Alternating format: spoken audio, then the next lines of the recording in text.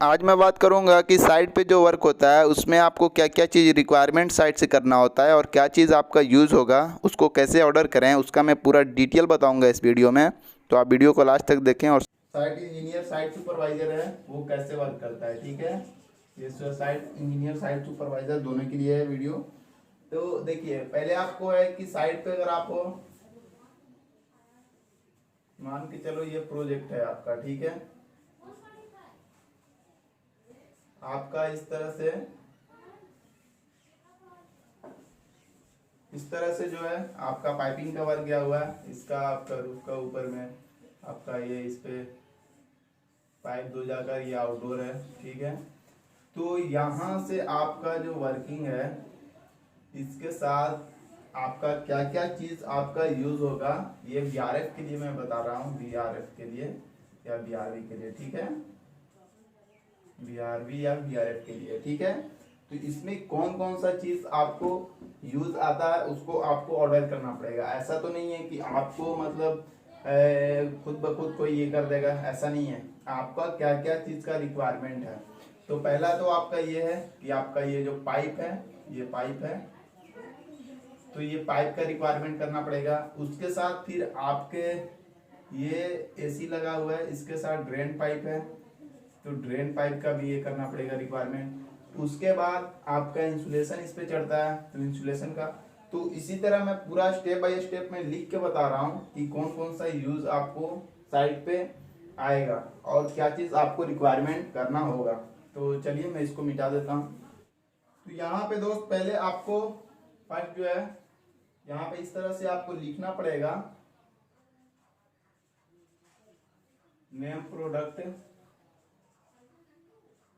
ठीक है। उसके बाद आपको क्वांटिटी भी लिखना पड़ेगा, ठीक है। उसके बाद आपका जो क्वांटिटी के बाद रेट और ये सब होता है वो सब छोड़ दो, मेन आपका यही होता है।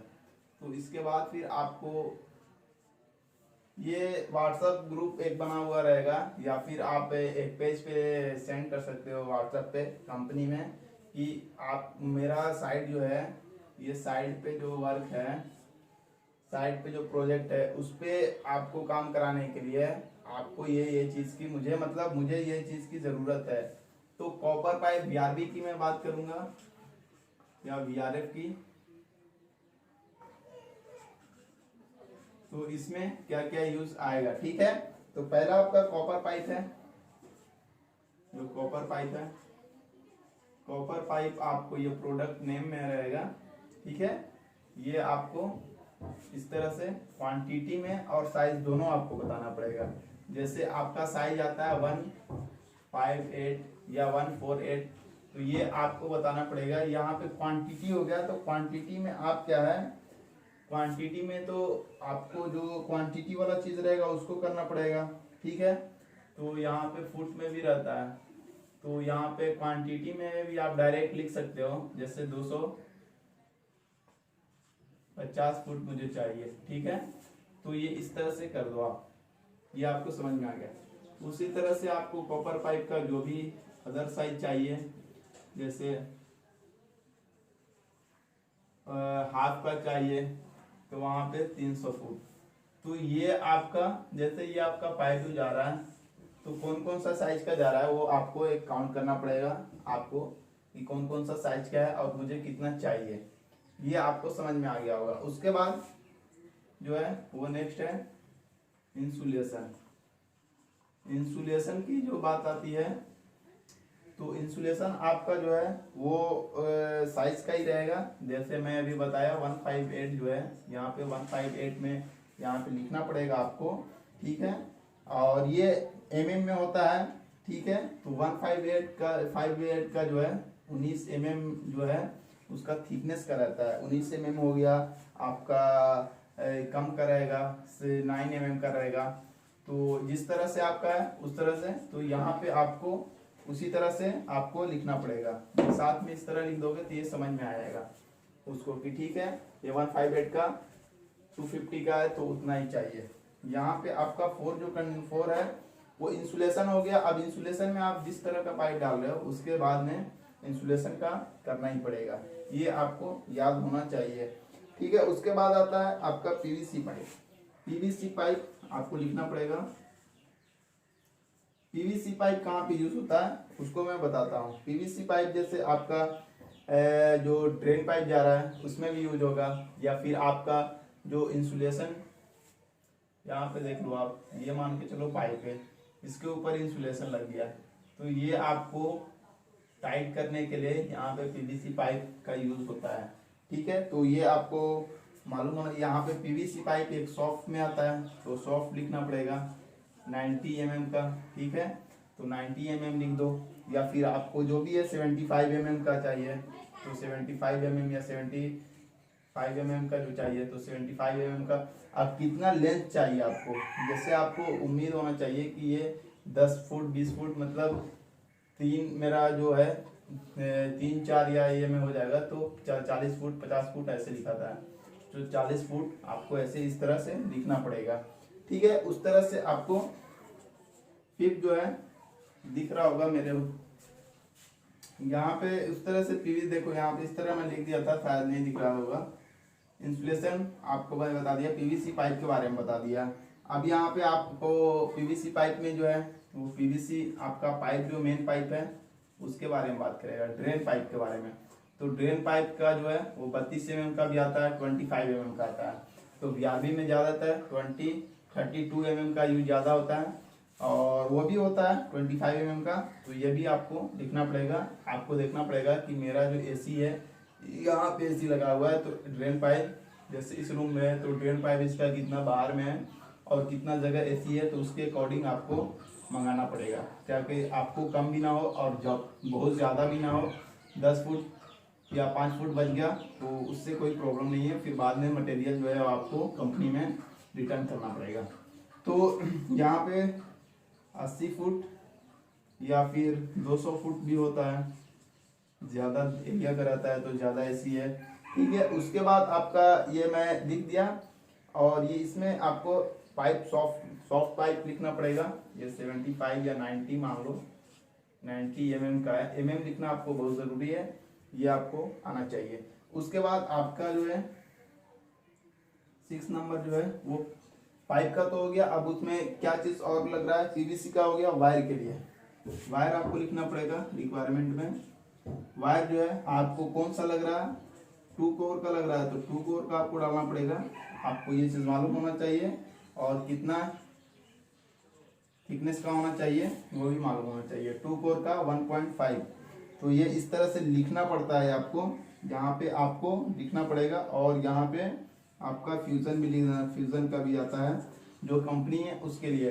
तो वायर बहुत ज़्यादा यूज़ होता है, तो कहीं पे 500 मीटर भी यूज़ होता है, तो कहीं पे 200 मीटर भी यूज़ होता है। तो जैसा आपका रिक्वायरमेंट हो उस तरह से आपको ये चीज़ करना पड़ेगा, हैंडल्स। ठीक है, या फिर आपको साइड पे जो वर्क कर रहा है उससे आपको पूछना पड़ेगा। उसके बाद है आपका threading road. Threading road, threading road आपको बहुत ज़रूरी है। थ्रेडिंग रोड आपका कितना लेंथ आपको चाहिए, कितना जगह से आपका थ्रेडिंग रोड का मतलब ये होगा कि आपका जो चैनल जो ये है इस पे जो पाइप रहेगा, इस तरह से पाइप आ रहा है, यहाँ पे समझ लो, ये आपका इस तरह से चैनल है, ये आपका रोड है, इसमें पाइप आ रहा है लॉन्ग, तो ये आपको इसी पे टंगा रहता है। तो थ्रेडिंग रोड का बहुत उसमें यूज़ है, और ज़्यादातर 8 mm का रहता है, तो 8 mm का ही यूज़ लेते हैं। अब इसमें आपको कितना चाहिए वो आपको मालूम होना चाहिए। ठीक है, कितना फुट चाहिए, या फिर इसमें आपका जो है थ्रेडिंग रोड जो है वो इसमें क्वांटिटी में भी आता है, कितना क्वांटिटी चाहिए। ठीक है, तो जैसा आप चाहोगे वैसा कर सकते हो। जैसे मान के चलो मुझे 30 क्वांटिटी चाहिए, तो 30 क्वांटिटी यहाँ पे मैं लिख लूँगा। ठीक है, 30 लिख दूँगा, तो आपको समझ में वो समझ जाएगा वहाँ पे जो रिक्वायरमेंट करना होगा। तो उसके बाद फिर उसके बाद नट आता है। नट भी इस तरह से आपको 8 mm का लेना पड़ेगा, 8 mm का। और नट में आपका केजी का नट वोल्ट मिलाकर उसमें 3 kg या 5 kg इस तरह मंगाना होता है। उसके बाद इंसुलेशन का मैं बता दिया, वाशर का भी बता दिया, नट और वाशर दोनों मिलाकर। वाशर, ठीक है, आपको दिख रहा होगा, ठीक है। तो मैं ये आपको मैं बता दे रहा हूँ, ऐसा नहीं कि मैं पूरा अच्छा से लिख ही दूँ, ठीक है, मैं बता दे रहा हूँ तो वो आपको समझना पड़ेगा, ठीक है। उसके बाद आपको जो है उसमें कैंड्यूट पाइप का भी यूज होता है। कैंड्यूट पाइप जो है 9 नंबर, कैंड्यूट पाइप, कैंड्यूट पाइप जो है वो 25 mm का ज़्यादा यूज होता है। आपका वायर जो जाएगा, ये जो मैं बताया यहाँ पे वायर, कहाँ पे वायर, तो वायर जो साथ में जाता है वो कैंड्यूट पाइप के अंदर जाता है। तो वो आपको वायर के अकॉर्डिंग बताना पड़ेगा कि मुझे इतना पाइप चाहिए, ठीक है। उसका वन लेंथ जो होता है वो 10 फुट का होता है और 9 फुट का भी होता है। तो इसमें आपको बताना पड़ेगा कि 25 mm का मुझे इतना लेंथ चाहिए या इतना फुट मुझे चाहिए। और इसमें इम्पोर्टेंट है जो मैं बता दे रहा हूँ, कैमरा को मैं इधर कर दे रहा हूँ,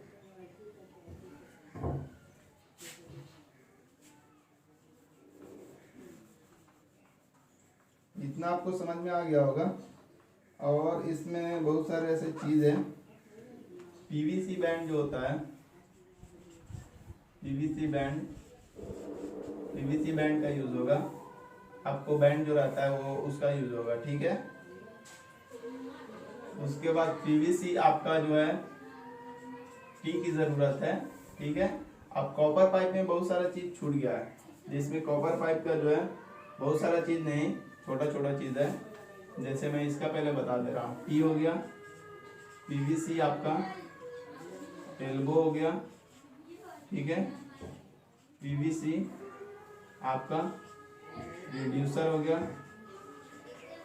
अब यहाँ पे बैंड का जो बात आती है तो आपको मालूम होना चाहिए कि कौन सा mm का बैंड होना चाहिए। mm में आपका आएगा, यहाँ पे टी भी आता है उस तरह से 32 mm का टी चाहिए, ठीक है। पीवीसी एल्बो की बात है तो 25 का भी आता है, 32 का भी आता है। रिड्यूसर चाहिए 25, 32, इसमें दो बताने पड़ेगा, कम से ज़्यादा रिड्यूस होता है। रिड्यूसर का मतलब ये हो गया कि आपका ये पहले हो गया, उसके बाद इस तरह ये आपका जो है यहाँ पे इस तरह से कम होकर जाता है, ठीक है, तो ये रिड्यूसर हो गया। अब उसी तरह यहाँ पे कॉपर पाइप जो है एल्बो होगा, तो हाफ क्वार्टर इसमें इस तरह चलता है, हाफ क्वार्टर या 5/8 इस तरह से आपको कितना चाहिए नोज में बताना पड़ेगा। उसी तरह टी का भी होता है, टी का मॉडल होता है जैसे 102 LST 5 नोज, ठीक है, इस तरह से हो गया 202 LST, तो ये मॉडल होता है, ठीक है। रिड्यूसर भी आपका होता है, तो रिड्यूसर भी आप लिख सकते हो, ठीक है, ये काफ़ी इम्पोर्टेंट है। तो फिलहाल आपको इतना जानना बहुत ज़रूरी है, और भी मैं चीज़ बताते रहूँगा। और आपका बहुत सारा चीज़ अभी है जो आपको यूज़ आएगा। टेप जैसे हो गया, टेप के बारे में आपको लिखना पड़ेगा, टेप आपका यूज़ होगा। उसके बाद ब्रीजिंग रोड आएगा, ब्रीजिंग करने के लिए ब्रीजिंग रड आता है, ठीक है, ये आपका हो गया, ठीक है। उसके बाद आपको जो है रिक्वायरमेंट में आपका जो नाइट्रोजन गैस होता है वो आएगा, मेन नाइट्रोजन उसमें फ्लो करके होता है, ठीक है। तो नाइट्रोजन गैस उसमें डालकर ब्रीजिंग किया जाता है। ब्रीजिंग के बारे में मैं बताया था, ये देखो यहाँ से इस तरह से मैं बता रहा हूँ, अगर ये पाइप यहाँ पे ज्वाइंट हो रही है इस तरह से, तो यहाँ पे ज्वाइंट होगा तो ये आपको इस तरह से होगा, तो इसके अंदर जो है कार्बन नहीं होना चाहिए जमा, इस तरह से नाइट्रोजन यहाँ से फ्लो करते हैं। तो आज के लिए बस इतना ही दोस्तों, उम्मीद है कि ये वीडियो काफ़ी पसंद आया होगा आपको, काफ़ी इंपॉर्टेंट था, तो थैंक यू।